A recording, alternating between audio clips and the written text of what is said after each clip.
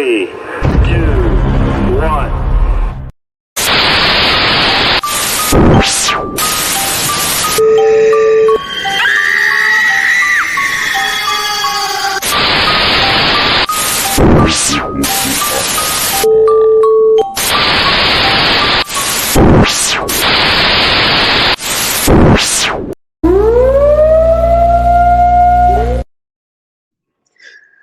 What's going on, everybody? Welcome back to another episode of Talking with the Source.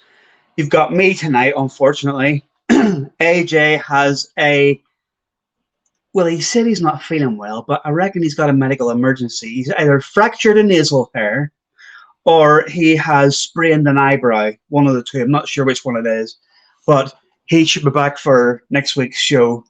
But I just want to give a quick shout out to the Global Ghost Hunt. We are coming back. We've had a successful one in May there. We are coming back in October. Go to www.globalghosthunt.com. See all the details on there. Get everything you need on there. Sign up. Get your team signed up. Get your location. Get everything ready. And it will be an absolute blast like it was there. So there's that. I can't think of anything else at the minute I have to shout out, really. Talking with the Source. Yeah. But anyway, a guest tonight is absolutely fantastic lady. Fantastic. She has upwards of, I'm sure she'll correct me if I'm wrong, 27 books she's written, paranormal stories and stuff like that. So without any more interruptions, not that we've had any, but we will bring her on. So it is welcome to Shani Struthers. Hello. Hi there. Hi there. Oh, it's Shani, by the way. Everyone says Shani, but it is Shani. Shani Struthers. Yeah. Sorry about that. Well, was it right? And it was it right in the 27 mark for the books, or? Yeah, it is around the 27 mark. Although I'm actually working on my 28th right now and finishing that up. But yeah. I mean, actually available to buy at 27. Yeah. There you go. You have it now. Breaking news. There's a 28th one on the way. So I'm going to start with the usual question we ask everybody. What got you into the paranormal and interested in the paranormal? Okay, well, my mum got me into the paranormal. She was very much into, should we say, the spiritual, and made a lifetime study of it, examining all aspects of the spiritual, good, the bad, and the ugly, as we know. And of course, she imparted a lot of knowledge towards me. So I became very interested in it from a young age. Plus, I have had some paranormal experiences of my own, especially as a child. You can elaborate now if you want. Well, I suppose one of the tales I have to tell. I was 5. I was in Cornwall on the beach. Lovely. I love Cornwall. Even though spoke about this beforehand. And I wandered off. And as you know, on the beaches in Cornwall, the tide comes rushing extremely quickly, and I got cut off from everyone. And I was on a rock. I'd climbed up on a rock because the sea was just coming in so quickly, and I knew I was going to die, basically drown. And I remember I was panicking, but I remember looking out to sea and thinking, oh my God, I'm going to drown. What the hell is that going to be like? And I was panicking. And then suddenly there were these 2 people sitting with me, an older man, an older woman. And I remember the woman more. She was dressed in like a tweed suit with a pearl necklace. So strange clothes for the beach. And I was thinking, what the hell? And they said, look, whatever happens, we want you to know 2 things. You won't be alone and it won't hurt. Okay? We're with you. And I remember then I looked back out to sea as it was all rushing in. I just thought, it will be okay. Whatever happens, it will be okay. And I sort of made my peace, even though I was just 5, I sort of made my peace with the fact that I was going to drown and I wasn't frightened anymore. But the upshot is I got rescued. the lifeboat came round, located me, and I got rescued. And it was only years later when I said to my mum, I said, why did they not rescue the other 2 people that were on the rock with me? Why was it just me? She said, there wasn't anyone with you. So, but there was, as we know. But you know, and just various experiences like that, really. But more as a child, strange enough. Well, maybe not strangely, because I think as a child, you're very open. You know, your third eye is open, as it were, to the paranormal. As you get older, other things take over, and you become more grounded in the material world, I suppose. A lot of things always seem to happen, and you know, us hosts, how we get into it, and then you ask a lot of guests and stuff how they get into it. It always seems to be the same thing. You know, that always seems to start, you know, in childhood and progress from there. You know, but then they always say that kids are more susceptible. Well, I think we're just more open as children. We're more open to it. We're, you know, the shutters haven't come down fully. You know. Yeah. We've come, you know, we're born, so we've come from the other side, sort of, so we're closer to that side than we are to, you know, to this side going through life. But as I say, yeah, you know, as you get older, it's just, you know, you're bombarded with so much schoolwork, you know, friends and all that kind of politics that goes with that, and you become more entrenched, I think, in the material world. Possibly going back to it when you're a bit older and you've got past a certain stage. Yeah, definitely. Some people remain with it all their lives. I mean, I came away from it for a while, and then I went back to it. You know. Yeah. But there's nothing wrong with living you know, we are in a material existence. Nothing wrong with living a material existence. You know. Some of us are more open. I was wanting to ask you, well, first of all, I'll say hello to Ward van de Plas and also to Charles Rudd. How are you doing? I was wanting to ask you, there's 2 questions in one, really. The first, obviously, it was, how did you get into writing about the paranormal? And also your books that you've written, you know, are they all about true stories, or is some of them just like just paranormal stories in general that you've written about? Well, it's a mix of both. How I got into it, I've been a writer all my life. I went to university, studied English, left university, got a job as a travel writer, and I was a travel writer for 20 years. But I always wanted to write about the paranormal, especially the more that I got to know about it. You know, I wanted to write about it, and so I did. You know, throughout the years, so I started writing when I was 40, and you know, during that time, you pick up a lot of what people say about the paranormal and the tales that they have to tell, and also studying the work of some occultists as well, etc. The kind of stuff that they discovered during the courses of their lives about the spiritual, and so that all goes into the books.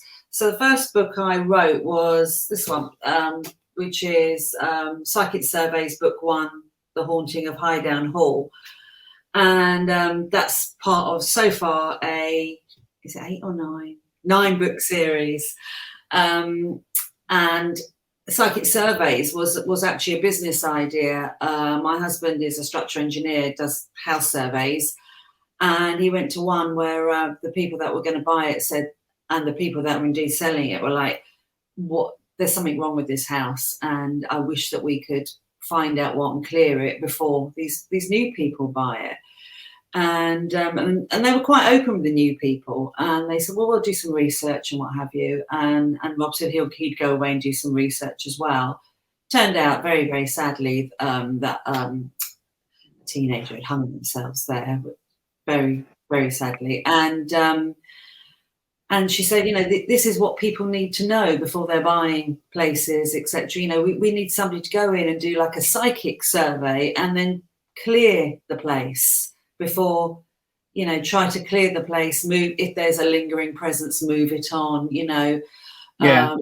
or just clear the place of negative energy. So, and my mum said, well, you know, it was my mum and her colleague who went in and actually did the clearing, you know, the spiritual cleansing of the place. I mean, so, you know, she said this would be a great business idea, but of course it's fraught with difficulties in the you know, in real life. But I thought, hang on, this is a great idea for a book, a group of psychics who would go in and do the psychic cleansings of different properties, you know, and all the sort of delving into the whys and wherefores of why that particular property has come to be haunted as such. Yeah. So, you know, so Psychic Surveys is a group that of psychics that's specialise in domestic spiritual clearance, and it can get very, very dark indeed throughout the series of the books, you know, as to why certain properties, you know, are haunted. Yeah, we've actually had this kind of a chat on a couple of other podcasts. I'd be quite interested to find out, because we were talking about Cornwall as well. Yeah. And when you said about studying like occultists and stuff, if I mention the name Aleister Crowley to you, he makes it into a lot of my books, Crowley. Yeah. Yeah. Did you know that there's a house in Cornwall that he frequented? Yes. I do. Now, I've forgotten the name of it, but I do indeed, and I know the person that also used to own it. But it's in wreck and ruin now. Yes, I know. Yeah, yeah. But I'm going down there I've tried to find it before and never got to it. Oh. But, yeah. Because what I did was the last time I was there, I actually thought it would be a good idea to go at night and look for it. Yeah, yeah. And when I got out of the car and I wandered off on my own, and I was walking through all this, you know, bush and trees and stuff, and then I was like, I'm going to get lost here. Yeah, yeah. And also you obviously know how to protect yourself in case there's negative energy still lingering around there. Yeah, yeah. I'm not going to, obviously, you've got a fair idea, or else you know where it is. I'm not going to obviously say it on here for people to go, because it's one of them ones that if you don't know what you're doing, or you go just for the sake of going, you could end up getting yourself in a whole lot of trouble. So I'm not going to mention it. Have you been to the place in Scotland? No. No, that's I know where it is. Yeah. That's the one that Black Sabbath bought, wasn't it? Jimmy Page, wasn't it? Yeah, it was. Yeah. Yeah, Jimmy Page. Yeah. Black Sabbath, Jimmy Page. Yeah. A lot of negativity there. I think it's empty now, isn't it? Or is someone burned down? Yeah. Yeah. I mean, a part of it burned down. Yeah. Yeah. So, yeah, I'll have to try and get to it. It's interesting. It's an interesting place. Yeah. So the whole Aleister Crowley thing, a lot of people have different views on him as to what kind of a person he was. A lot of people will tell you that he was the most evil man in the world, and then other people will tell you, well, no, he wasn't. He was just like looking into scientific aspects of it and was good at his job, you know. So there. I think, in fact, it's discussed by the psychics in the Psychic Survey series. They discuss that, and they both give arguments for and against, you know, someone like Aleister Crowley. But I think the trouble with Crowley was he believed in his own hype in the end, and he did die sad and penniless and a drug addict in Hastings, didn't he? So he came to a murky end. But yeah, I mean, we've all got the right to delve into these things and try and find out if, you know, and to question stuff, you know, and that's what he did. And we've all got that right. You know, we've all got the free will, rather, to do that. Yeah. And that's what he did. So, you know, that was up to him, and he documented some of the stuff, and that was that. It's interesting. Yeah, he comes across as as quite an interesting character. Because he also had a few places abroad as well, didn't he? Yeah. And also, you know, like in Paris, I think there was a terrible incident in Paris that came to a murky end, wasn't there, when he and somebody else tried to raise a demon in a flat in Paris, and his colleague, well, Crowley was found a gibbering mess, and his colleague was found dead. So, I mean, they certainly, you know, sort of. There's so much that we don't know about this material world that we live in, you know, and I think you have to be so careful about how far you go, and if you do go a certain, you know, if you do go quite far, be prepared for what you might unearth. And and even, you know, Crowley, you know, as he was a man who did take it to the limits, but wasn't always quite prepared for what he, you know, unearthed, I think. It can be a very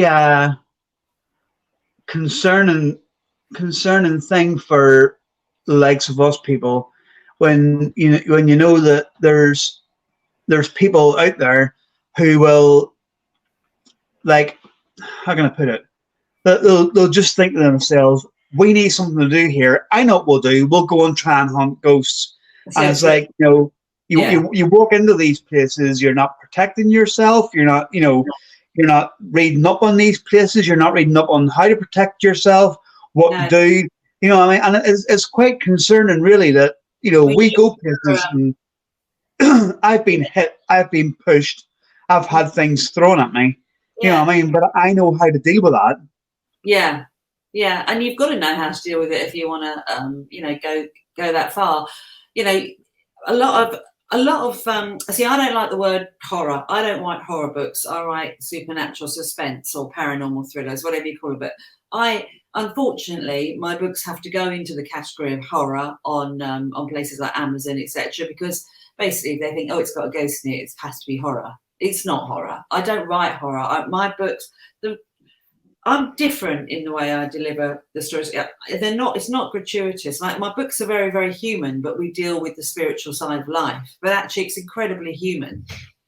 And I don't like horror because for me, horror is just gratuitous. It can be ignorant. I don't like the word ghost hunt.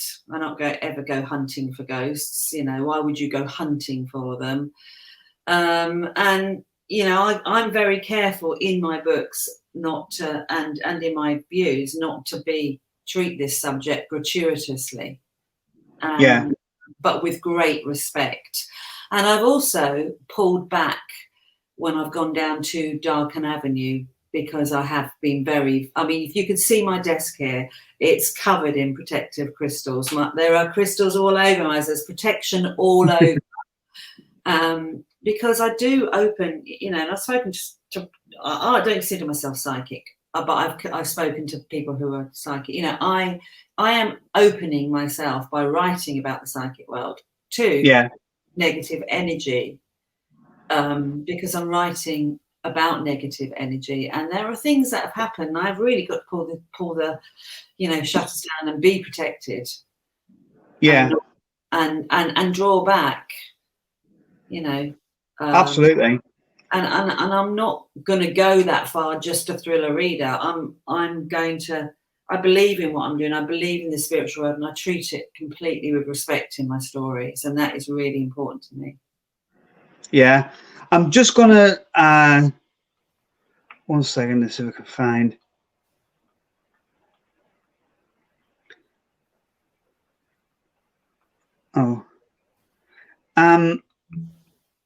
I've got a question on here, and I've also got a good friend of ours on here, Nando. He's actually in Southampton, not far from you. I've got Charles Rudd saying, I've been trying to write a book about my near-death experiences for 2 years, but I'm at a block. Any advice? Writing isn't for everyone. It really isn't. But and a book is a huge undertaking. A book, you know, is typically 80 to 90,000 words, so it's a huge undertaking. So perhaps don't think of it in terms of a book. think initially as you're writing down your near-death experiences, or as a short story. Maybe break it down to about 5,000 words at first and see what you have on the paper. And if you feel comfortable with that, you can extend it a bit or whatever. But a book is a huge undertaking, especially if you've not written one before. So you could start in increments rather than going the whole hog. I mean, I wrote for 20 years before I wrote a book. In the holiday industry, admitted, but I wrote for 20 years before I wrote a book. Yeah. So maybe absolutely. I mean, any advice from someone like yourself? For people who out there who are wanting to do that kind of thing, it's any advice is welcome like that. Nando, if you're still watching, I have sent you a message. If you want to jump on for a bit, you can. I've sent you the link as well.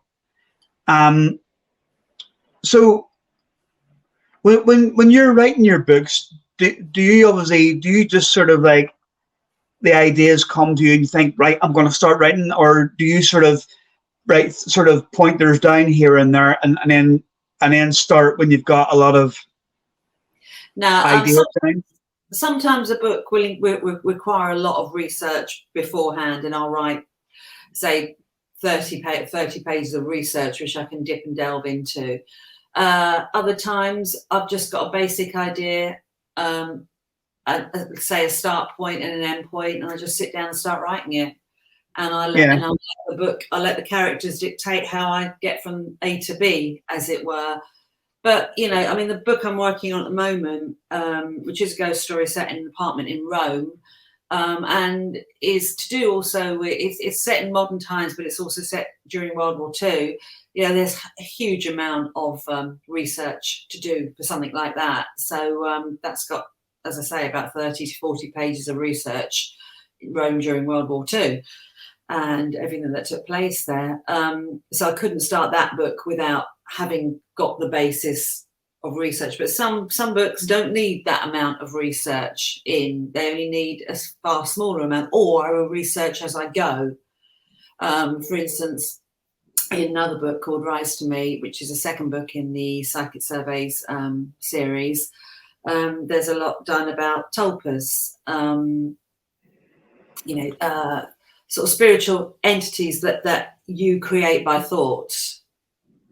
So, so I didn't know I was going to really put that in, but I did put it in. So I researched en route whilst writing that book, and especially the work of Alexander David Neal, who she was a woman, Tibetan.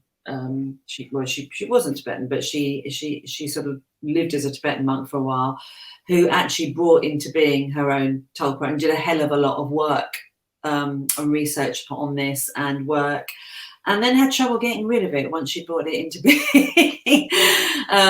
Manifestation, etc. So and she wrote a lot about that. So I would research that en route, because I didn't know I was actually going to put that in, but it was actually relevant to the plot, if you see what I mean. Yeah. So it depends. I mean, after 27 books, you take it as it's still a ride, and you still don't know which way you're going to come at it from sometimes.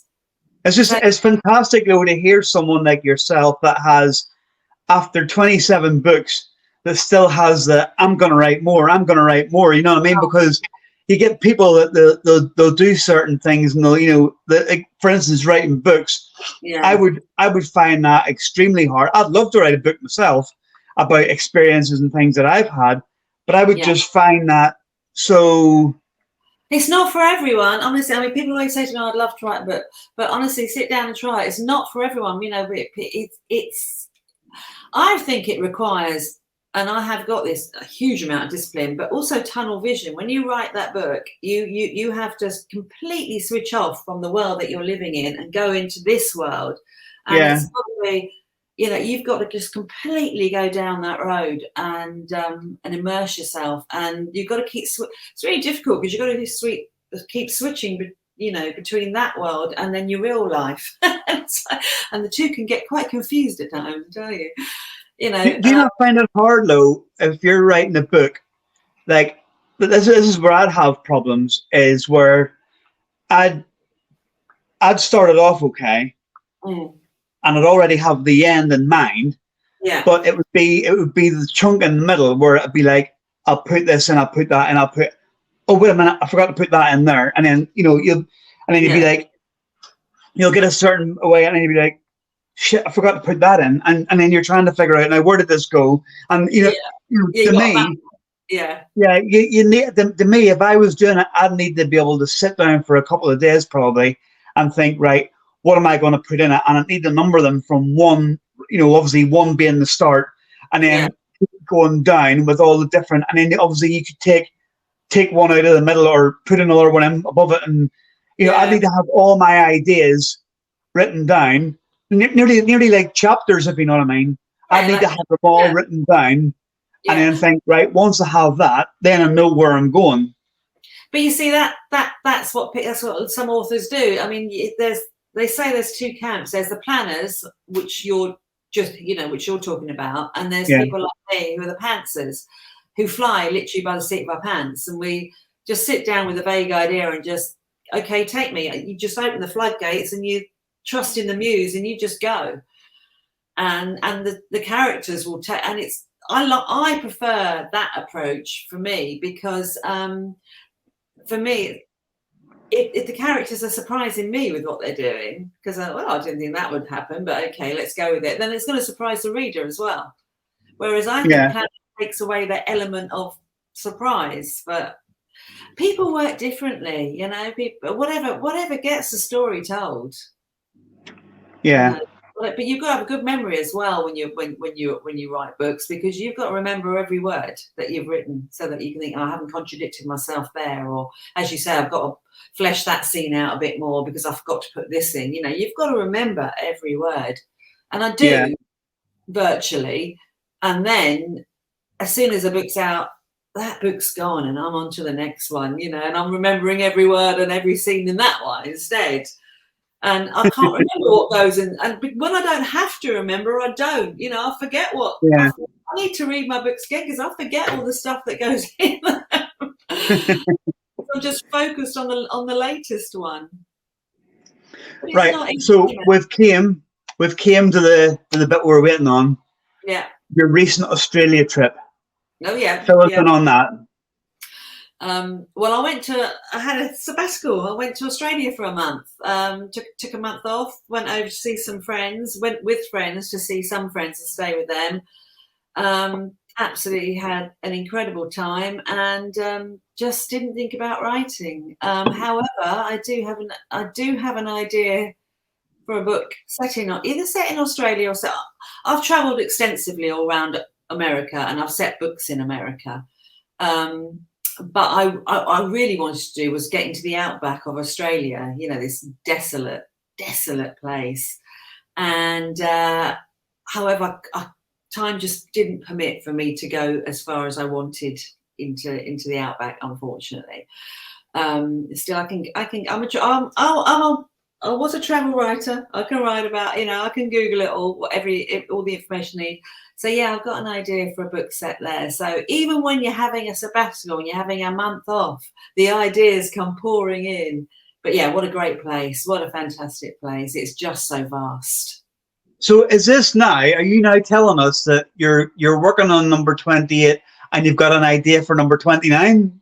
I've got an idea for number 29, number 30, and number 31. And then I've got an idea for a trilogy, which will have to start around the beginning of, about towards the middle to end of next year. The ideas don't stop. Once you set yourself on a certain path, something happens, I think, and in terms of writing, it took me 20 years to get out of travel writing and into novel writing. Okay. And once I started, and once I opened the floodgates, it's like you can't force it back shut again. It's the ideas are just keep on coming. They just back up and up and up, and I just wish I could write faster. I am pretty prolific. I can write 3 books a year, but because I'm full time, so people say to me, "How can you write that many a year?" But I am full time. I should be writing more. But the ideas just back up. Yeah, I've got tons of ideas. I'm juggling loads of series. I've got the Psychic Survey series. I've got Reach for the Dead. I've got This Haunted World, and I've got to sort of add to those. And also getting known for my Christmas ghost stories. So I've got to produce one of those every year as well now, because that's become a bit of a tradition. Yeah. So do you go out investigating at all when you're here or when you're away anywhere? Do you go doing like investigations with other teams or? No, not really. I've done quite a few in the past, but not really, not anymore. But I am drawn to, if I'm anywhere, wherever I am, and I'll find a place that's supposed to be haunted, I am drawn to it, and I will go to it and do a little exploration of my own. But I haven't been an organised one for quite a while now, probably pre-COVID. Yeah, a lot of people stopped obviously during COVID, and then like either didn't start again or sort of started again a bit sporadically, kind of thing. It's just one of them things. You need your own time. Yeah, no, I really enjoy them, but I just I just haven't done it. I've just been doing other stuff, so I suppose. Well, I've just been busy in my hovel writing, my lonely garret, producing the books. Yeah. I mean, like you said, just even in the paranormal world, like when you say with writing books, even the likes of us with the podcast, with getting guests and with their own teams to go out and investigate, it's another thing. It just never stops. It's in your head constantly. Who do I have on next? Where are we going next? What are we going to get? I've still got 3 videos to edit. I've still got and it's like I know how you can feel with writing the books, because it just doesn't stop. It doesn't. Once you set yourself on that path, yeah. And it's a great path. It's fascinating, and And then someone that will send you another location, or maybe a family member's been driving past somewhere and they've seen it all boarded up, and they've said, "Oh, there's an abandoned building." So that's what I mainly do is abandoned buildings, because you're not tied to asking anybody and paying for the go and stuff like that. And and then it's like you're like, God's sake. But and in a way you're excited because you're like, oh, we've got somewhere else to go. But it's like, where am I going to fit this in? I know. Not enough hours in the day, is there? There's not enough days. No. And doesn't time go quickly when you're having fun, I mean, on Monday I went out and we went from where I am now, went to Pontefract, 30 East Drive. Yeah. Went in there, sat from there for a while, spoke to Carol, took some pictures and stuff. And then we went from there to a little church that's supposed to be haunted, was near Wetherby. Yeah. And then when we left Wetherby, we went to Sheffield. And did a celebrity grave in Sheffield. And then we came home. So it was like, it just doesn't stop. And then you've got 3 videos there that you need to edit. You've got photographs that you need to go through. Then I get home on Monday night, and one of my friends online sent me, "Oh, here, I found one for you." And I'm like, "Oh, no, And the thing is, you can't in this field. Yeah, I found that I use my YouTube channel literally I call it for video storage, because I need somewhere to put them where I can always go back and view them. Yeah. So it's like, right, I've got 3 to edit. I've got photos to go through. I've got another 2 to do. You know what I mean? And then someone will message you and say, "Oh, that video you did 3 months ago," or whatever it was. We've heard something else. And you're like, "Oh, I've got to go through that one again as well." Oh, as much as you're excited for it, you're like, "Really? I just haven't got the time." Yeah. No, I know. And you can't another thing as well is you can't just knock a video out every day, because the people who view them don't want to see one every day. They want to see either 1 a week or maybe 2 a week at the tops. Yeah. So you've got to try. So you're trying to back them up to go on, and then you end up with loads of them backed up waiting to go on, and then it's just there's never a happy medium in it. No. Where you just got to keep on keeping on, just doing what we can, isn't it? Absolutely. We can, and we can only do what we can do. Hey, we're human. We might be spirits, but we are on a human journey, and we're limited. Exactly. So, do you want to tell us and the viewers a little bit more about some of your different books that you have, and maybe show some of them to the viewers? And yeah, well, it's your show, so you promote whatever you want to promote.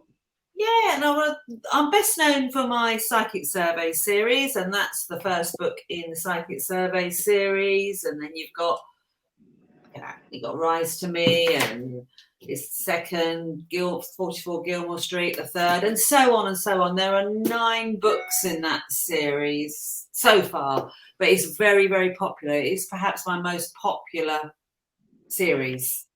It's basically what I'm known for.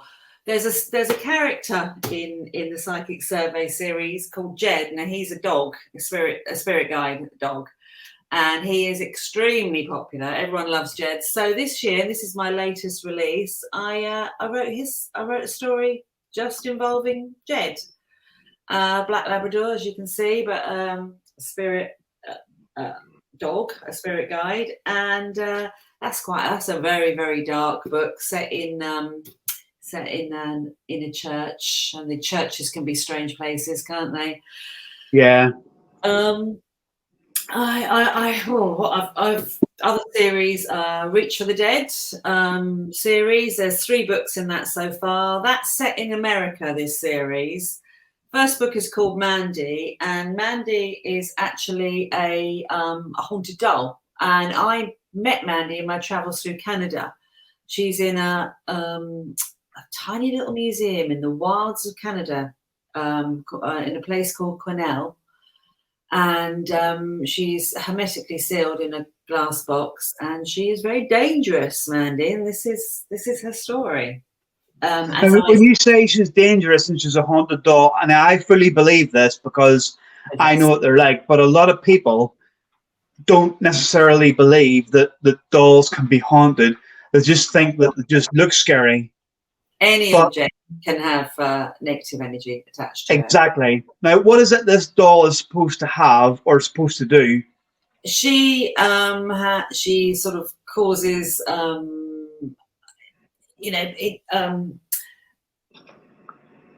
she causes negative emotions in staff members, causes them to feel, I think, something of what's attached to her. When they've left her out, they've gone in the next day, and things around her have been flung to the floor, and ruined or broken and smashed. So there's something negative attached to her. Yeah, makes people feel very uneasy, and as I say, emotional in a negative sense. So they have put this doll in a glass cabinet. I went and had a look at her. I must admit, there's a few for instance, but I think strange things with dolls when negative energy is attached, because obviously the human aspect, the fact that they've got 2 eyes and a nose and a mouth, and so we can relate a bit more.